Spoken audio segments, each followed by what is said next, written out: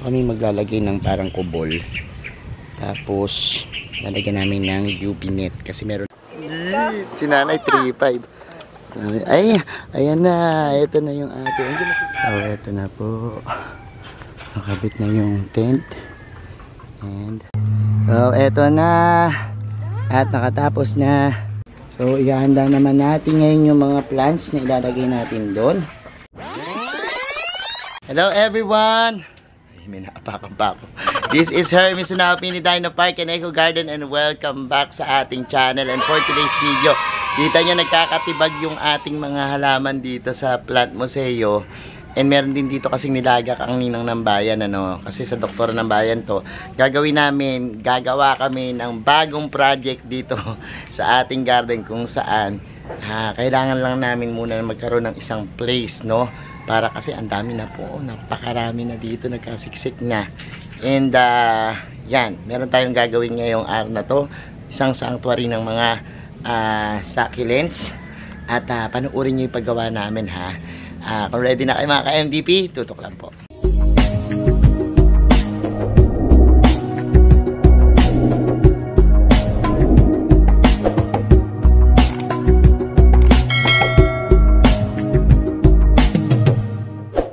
And we're back mga ka-MDP.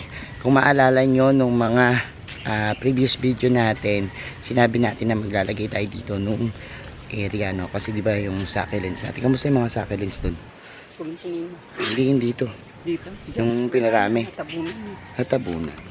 Kasi ang daming damo, no? Tagal namin makabalik dito sa area na to. Pero yan, dito kami ngayon. At yan po, ito kami maglalagay ng parang kubol. Tapos lalagyan namin ng UV net kasi meron kami dong tent na hindi ginagamit. So magte-tent kami dito, no? So ay mahaba-habang gawain ito ngayong maghapon. And samahan nyo kami, no, para mailagay na natin dito yung marami nating mga plants na hindi na magkasya dun sa ating lalagyanan dun. So tara, simulan na tayo. So dito na yung mga bakal na gagamitin. Ito yung sa lumang tent namin, naisipan ko lang din kasi nakatambak, ikakalawangin. Gagawin natin, pipinturahan na lang natin para wala yung mga kalawang, linisin natin. Tapos yun yung gagawin natin pinaka frame nung gagawin natin parang tent ng succulents, ano. So ayan, so ngayon nagpo-propagate ngayon si Hill ng mga ano yan pinapropagate mo? Euphorbia. Mga euphorbia natin na magaganda yung kulay, ano, kasi ang dami na rin dito sa mga area natin dito na pwedeng i-propagate. Asa na propagate na ito? Mga white na dragons tail, no, tibatid na tinatawag. May mga penetration na, ayun, no. Yun yung mga propagate natin dito sa ating garden. Ayan, puntahan natin sila. Ibalita ako na nang tumama ka. Tumama ka, tuban. Si Nanay 3.5. Ay, ayan na. Ito na yung ate. Andiyan na si Lilia, papunta na. Skiri, kamusta na? Mainit. Makapoy. Makapoy, mainit na. Makapoy man sa pero ang laki, ang dami na na. Makapoy na. Ang dami na improvements. Tingnan nyo, ayan. So, Lord, natin natin. ulit. Manamahin muli ako. Pag masipag, pinapatama. Hiltat, pag masipag, pinapatama. Tumama ng tuwan. Oh, galing mo. Huwag ko kakawain hiltot ngayon. Yeah. Punta naman natin yung ornamental and propagations ng ornamental. Ano yan? Ito yung dwarf Eugenia. Ate Juday. Dwarf Eugenia. Putik buhay. Ay, ang ganda. Ano yan? Dwarf Eugenia, pinutol-putol ko lang doon. Tinusok-tusok ko. May ugat na kaya? Yan namumula? Hindi. Mali. Dwarf lang to. Walang ano to. Ngayon pa lang to nauusok. Ay, parang nauusok. Ganda ng dwarf Eugenia, no? Pwede na kaya siyang anuhin? 2 weeks na to eh. Yun na mga. Pero pag hindi pa, babalik ko yung plastic. Wala pa. Wala pa? Wala pa. Ayan. Method lang. Pero at least di siya nagda-dry. Hindi siya namatay. Okay yan. So, eto na po. Nakabit na yung tent. And yun naman ay nilalagyan na lang. So, yun yung ating Hinahawa na tumaba. Yan po yung ating gagawin. So ito na nga po yung ating lalagay muna. Wala kaming UV net. And ito muna yung napag-issue namin. It's an 80% na sun protection, no, na net. Pero nakakapasok dito yung araw. Tapos konting ulan, no? So maging protection din siya actually.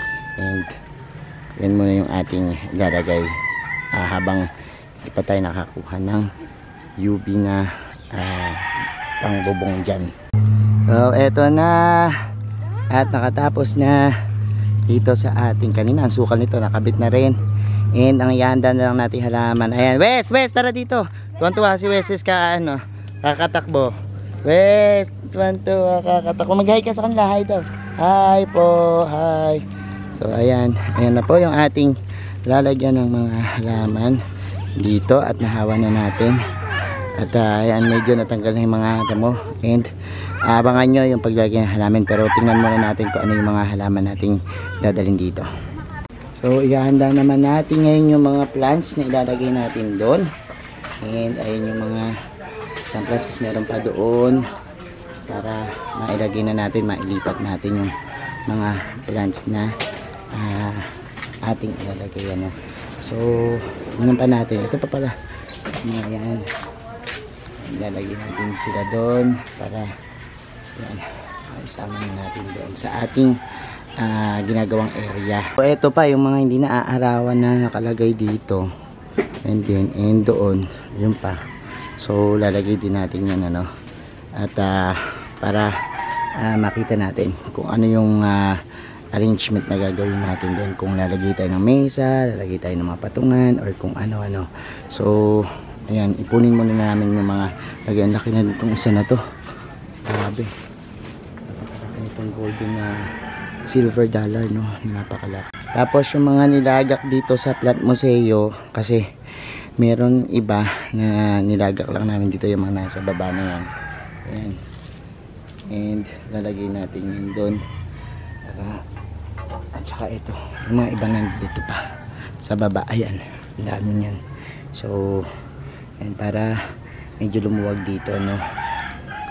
So ayan mga ka-MDP, medyo nakakapagod ang mga sandali. At ayan, thank you so much sa inyong panonood ngayong araw na ito. At sa mga hindi pa po nag-subscribe sa ating YouTube channel, kung pet na bet nyo po yung ganitong usapan, plants and gardening, mag-subscribe na po kayo, no. Huwag nyo pong kalimutang i-hit yung notification bell para laging updated sa aming latest uploads, pati pa sa iba't iba nating social media accounts, sa ating TikTok, Instagram, Facebook pages. Search nyo lang po Hermy Sunao or Mini Dino Park Connect Garden, makikita nyo na yan. Salamat na maraming mga ka-MDP. Abangan nyo pa po yung iba nating video at yung pag-aayos natin doon sa ginawa nating area, no. Maraming salamat. This is Hermy Sunao, nagsasabi sa inyo ng happy planting. Bye!